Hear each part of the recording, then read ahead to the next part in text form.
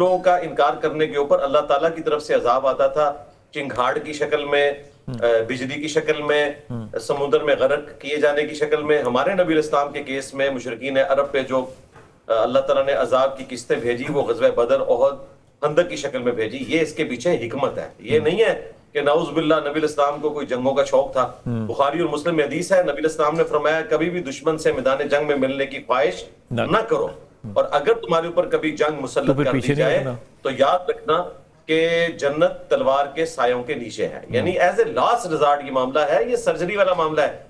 لوگ سمجھتے ہیں کہ شاید جہاد اور قتال یہ اسی طریقے سے ہے جس طرح ہم نے 5 وقت نماز پڑھنی ہے، ورنہ تو یہ 5 جو بنیادی ارکان ہیں اسلام کے ان میں ہی شامل ہوتا. اچھا ایجنٹ صاحب، کیونکہ میں کمزور مسلمان ہوں نا، اور میں لیٹ کمر بھی ہوں اس معاملے میں، مجھے لیکن یہ لگتا ہے کہ جب مجھے پتہ چل جائے رسول اللہ پاک کے رسول کی ایک سنت، اور وہ سنت ایک دفعہ بھی ہو تو میرے لیے کافی ہے، لیکن وہ بار بار بھی ہو، یہ جو ہم پک اینڈ چوز کرتے ہیں کہ کچھ تو سنتیں جو ہیں وہ ہماری شکل سے بھی نظر آئیں گی، لباس سے بھی نظر آئیں گی، زبان سے بھی نظر آئیں گی، عقائد میں بھی نظر آئیں گی، تو یہ ٹوٹل پیکج مسلمانوں کو لینا جو ہے یہ ان کے لیے ضروری نہیں ہے؟ یہ ٹوٹل پیکج ہی لینا ہے. قرآن میں تو یہی آیا ہے، یا ایھا الذین آمنوا، اے اہل ایمان، ادخلوا فی السلم کافہ، پورے کے پورے اسلام میں داخل ہو جاؤ. تو ہر شخص نے اپنی مرضی کا دین لیا ہوا ہے، یہ حقیقت بات ہے، اور اس کو جو سوٹ کرتا ہے وہ والا دین لینے کے لیے تیار ہے. جس طرح ہمارے استاد ڈاکٹر اسرار صاحب نے خود بتایا کہ میرے ایک پرانے مقتدی تھے جو اتنا عرصہ سے میرے پیچھے نماز پڑھتے تھے، تو میں آئے دن سود کی حرمت کے اوپر بات کرتا تھا، اور وہ سودی لین دین کرتے تھے کاروبار کے اندر بھی. تو ایک دن انہوں نے کہا کہ حضرت یہ آپ ٹاپک بدل لیں، ادروائز پھر ہم مسجد بدل لیتے ہیں، اور انہوں نے مسجد ہی بدل لی کیونکہ ان کے لیے ٹاپک برداشت کرنا مشکل تھا. تو یہ حقیقت بات ہے کہ پک اینڈ چوز کا معاملہ نہیں ہونا چاہیے. ٹوٹل اوبیڈینس کا نام اسلام ہے. اسلام سر تسلیم خم کرنا ہے. تو اگر ہم نے سبق لیا ہوتا رسول پاک صلی اللہ علیہ وسلم سے، جہاد کا، ٹیکنالوجی کا، علم کا، ایوولوشنری پروسیس کا، سائنس اینڈ ٹیکنالوجی کا، رسول پاک صلی اللہ علیہ وسلم کے وصال، ظاہری وصال کے بعد ان کے گھر سے کوئی پلاٹ نہیں نکلے، کوئی فائلیں نہیں نکلیں، کوئی جائیدادیں نہیں نکلی، 8 تلواریں نکلیں، تلواروں کے بھی اپنے اپنے نام ہیں. یہ بات مسلمانوں کے دلوں میں اگر ڈالنا چاہوں تاکہ آج جو ذلت مسلمان لے رہا ہے وہ نہ لے، میں کیا کروں؟ یہ ممبر کا قصور ہے، میرا قصور ہے، کس کا قصور ہے؟ ممبر کا ہی قصور ہے جی. ظاہر ہے ممبر والے کسٹوڈین سمجھتے ہیں نا اپنے آپ کو پروفٹ کا. تو آپ صلی اللہ علیہ وسلم نے تو اسباب اختیار کرنے کا حکم فرمایا. میں آپ کو چھوٹی سی مثال دیتا ہوں، بخاری مسلم میں حدیث ہے، نبی علیہ السلام نے فرمایا کہ رات کو چراغ بجھا دیا کرو، گھروں کے دروازے بند کر دیا کرو، برتنوں کے منہ ڈھانپ دیا کرو، مشکیزوں کے منہ بند کر دیا کرو. بعض اوقات چوہا آتا ہے اور وہ چراغ کی بتی لے جاتا ہے اور یوں سارے گھر والے جل جاتے ہیں. یعنی نبی علیہ السلام نے اسباب کو اختیار کرنے کا حکم دیا، اور یہ ہوا بھی. بخاری مسلم میں آتا ہے کہ مدینہ شریف میں گھر جل گیا تھا کیونکہ ان دنوں مٹی کا تیل تو نہیں ہوتا تھا، کھانے والا تیل اور گھی ہی استعمال ہوتا تھا دیے کے لیے. تو چوہا جو ہے اس کو کھانے کے لیے لے گیا، اور جہاں جہاں وہ بتی گئی وہاں آگ لگ گئی اور ایک پورا گھرانہ جل گیا. تو نبی علیہ السلام نے اسباب اختیار کرنے کا کہا. اسی طریقے سے سنن ابی داؤد میں حدیث ہے کہ جو شخص ایسے گھر کہ چھت پر سوئے کہ جس کے گرد منڈیر نہیں ہے تو اللہ کا ذمہ کرم اس سے اٹھ گیا. یعنی نبی علیہ السلام نے یہ نہیں کہا کہ پھر آپ آیت الکرسی پڑھ کے سو جاؤ تو اللہ تعالیٰ حفاظت کرے گا. نہیں، منڈیر کو بھی آپ نے اختیار کرنا ہے. جامعہ ترمذی میں حدیث ہے، ایک صحابی نے پوچھا یا رسول اللہ میں اونٹ کو باندھوں یا اللہ پر توکل کر لوں؟ تو نبی علیہ السلام نے فرمایا کہ پہلے اونٹ کو باندھو پھر اللہ پر توکل کرو. یعنی یہ چیزیں پیرلل میں چلیں گی. اسی طریقے سے نبی علیہ السلام نے فرمایا کہ آگاہ ہو جاؤ، صحیح مسلم کی حدیث ہے، طاقت پھینکے ہوئے ہتھیاروں میں ہے، طاقت پھینکے ہوئے ہتھیاروں میں ہے. آپ کو پتا تھا کہ جو پھینکا ہوا ہتھیار ہے یہ انسان کو قریب بھی آنے نہیں دے گا. مجھے بتائیں 8 سے 1000 سال پہلے کہ اگر کوئی جنگجو مسلمان آ جائیں 1000 کے قریب، اور یہاں پہ ایک یہودی جو ہے وہ ایک کلاشنکوف لے کے کھڑا ہو تو وہ ساروں کو بھون دے گا. ٹیکنالوجی کی برکت ہے نا. ٹیکنالوجی تو آپ نے ارن کرنی ہے اور وقت کے ساتھ ساتھ اپنے آپ کو امپروو کرنا ہے. قرآن پاک میں اللہ تعالیٰ نے سورۃ الانفال میں فرمایا کہ جنگی آلات کے ذریعے اور پلے ہوئے گھوڑوں کے ذریعے اپنی جو قوت ہے اس کو تیار کر رکھو. آج لوگ بات کرتے ہیں کہ جی پاکستان نے ڈیفنس کے اوپر اتنا پیسہ لگا دیا. بھائی یہ ڈیفنس میں پیسہ لگا ہوا ہے نا تو آج ہم سکون سے بیٹھے ہوئے ہیں. یہ میں آپ کو بتا دوں. بالکل. اگر یہ ڈیفنس میں ہمارا پیسہ نہ لگا ہوتا، یہ اس لیے نہیں کہ میرا چونکہ تعلق خود ایک ڈیفنس کے ادارے سے ہے، ایٹامک انرجی کے ادارے سے، میں اس لیے بات کر رہا ہوں، یہ ریئلٹی ہے کہ آج دشمن اگر رکا ہوا ہے نا تو ہمارے بزرگان دین کے مزارات کی وجہ سے نہیں رکا ہوا, نہ یہ میری داڑھی اور پگڑی کی وجہ سے رکا ہوا ہے, یہ ایٹم بم کی وجہ سے رکا ہوا ہے, ورنہ کب سے یہ ہمارے دشمن ہمیں ہڑپ کر کے ہوتے ہیں.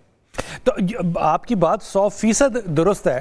یہ پیغام جو ہے یہ ظاہر ہے ایک عالمی پیغام ہے نا, صرف پاکستان تک تو ہمیں نہیں محدود رہنا. پاکستان کی حفاظت اللہ کرے ضرور, لیکن پاکستان نے اپنی ڈیفنس کا انتظام کیا ہے تو آج کوئی ہماری ناک اونچی ہے اور ہم فخر کے ساتھ اونچا سر کر سکتے ہیں نا.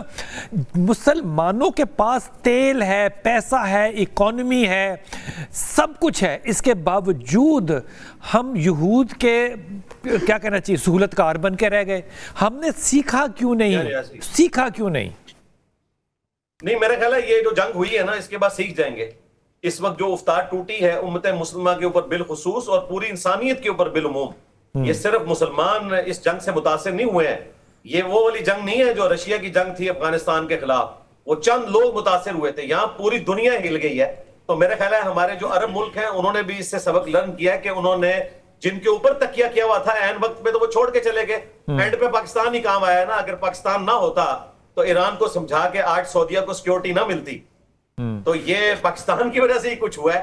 تو میرا خیال ہے ہمارے عرب ملک مستقبل میں اپنے معاملات کی طرف توجہ دیں گے کہ وہ لوگ جن کے اوپر انہوں نے اتنا پیسہ لگایا وہ مشکل وقت میں ان کو چھوڑ کے چلے گئے ہیں باقی لوگوں کے رحم و کرم کے اوپر. جب ہم دیکھتے ہیں اسلام کی تاریخ کو تو آپ کے خیال میں ہم جو ایک دوسرے کے ساتھ بٹ گئے ہیں, میں مسلکی بٹوارے کی بھی بات کر رہا ہوں, قومی بٹوارے کی بھی بات کر رہا ہوں, نظریاتی بٹوارے کی بھی بات کر رہا ہوں, ہم نے اتنے جو سیگمنٹس بنا دیے اپنے کہ 1911 میں تو بنے تھے وہ جغرافیائی ملک بن گئے تھے, ویزے آنے شروع ہو گئے. ہم نے تو اپنے ایک ایک ملک کے اندر نظریات میں بٹوارے ڈال دیے, نظریات کے اندر پہ سب کلاسز ڈال دیں. یہ اتنے بٹوارے ڈالنے کا مجھے ایک ہی فائدہ محمد علی نظر آتا ہے اور وہ ہے پیسہ. کارپوریٹ کلچر بن گیا. جس طرح کارپوریٹ کی دکان ہے اس طرح میرا ایک ممبر ہے, میں مدرسے کا نام بھی چلے نہیں لیتا, کچھ اور بھی نہیں کہتا. لیکن کیا پیسہ واقعی مسلمانوں کے لیے اب اتنا عزیز ہو گیا کہ ہم نے ایمان کا داؤ لگا دیا اس پہ؟ جی بالکل اس طرح ہی ہے. جامعہ ترمذی میں حدیث ہے ہر امت کا کوئی نہ کوئی فتنہ ہے, میری امت کا فتنہ مال ہے. بخاری مسلم میں حدیث ہے, عقبہ بن عامر کہتے ہیں کہ رسول اللہ کی وفات سے 1 مہینہ پہلے آپ علیہ السلام نے غزوہ بدر کے جو شہداء کی قبریں تھی نا وہاں پہ اپنا ممبر لگوایا. یعنی اتنا ایکسٹرا آرڈنری آپ نے خطبہ دیا, اور یہ خطبہ بخاری میں بھی ہے مسلم میں بھی ہے. نبی علیہ السلام نے فرمایا کہ میں اپنے حوض کوثر کو اس وقت بھی دیکھ رہا ہوں اور میرا یہ ممبر حوض کوثر پہ لگایا ہوا ہے, گویا کہ یعنی آپ کو منظر آخرت کا دکھایا جا رہا تھا. میں تمہارا پیش رو ہوں, ان قریب میں نے اپنے رب کے پاس چلے جانا ہے اور میں تمہارا وہاں پر انتظار کروں گا. دیکھنا میرے بعد کافر نہ ہو جانا کہ ایک دوسرے کی گردنیں مارنا شروع کر دو, اور مجھے تم سے یہ خطرہ نہیں کہ میرے بعد تم بھوکے مرو گے, بلکہ دنیا کی دولت کے دہانے تم پر کھول دیے جائیں گے جس طرح آج عرب ملکوں پہ کھلے ہوئے. پھر نبی علیہ السلام نے فرمایا مجھے خطرہ ہے کہ تم اس دولت کے حصول میں ایک دوسرے کو قتل کرو گے اور تباہ و برباد ہو جاؤ گے جس طرح اگلے لوگ تباہ و برباد ہو گے.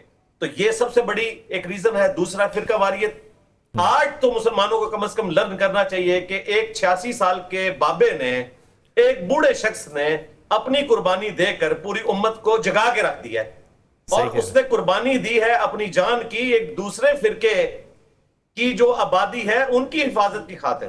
فلسطین کی تو میجورٹی آبادی سنی ہے اور ان کو سپورٹ کون کر رہے تھے؟ اہل تشیع ایران کے. آج اگر خامنائی صاحب کو شہادت چومنی پڑی ہے تو اس وجہ سے کہ انہوں نے سنیوں کی حفاظت میں امریکہ اور اسرائیل کے سامنے اپنی گردن جھکانے سے انکار کر دیا ہے. تو ایٹ لیسٹ اب ہمیں یہ فرقہ واریت کی دیواریں توڑ دینی چاہیے. بالکل, بہت اچھی بات کی. اگر آج آپ مشورہ دیں امت کو اتحاد کا, یا دعا دیں ہم سب کو کہ ہم میں اتحاد ہو اور ہم چھوٹے چھوٹی ان باتوں پہ جو ہیں وہ ایک دوسرے کو لائف کے تھریٹ نہ دینے شروع کر دیں, لفظ نہ پکڑیں ایک دوسرے کے سینوں میں جھانکنے سے دوسروں کی نیتوں کے اوپر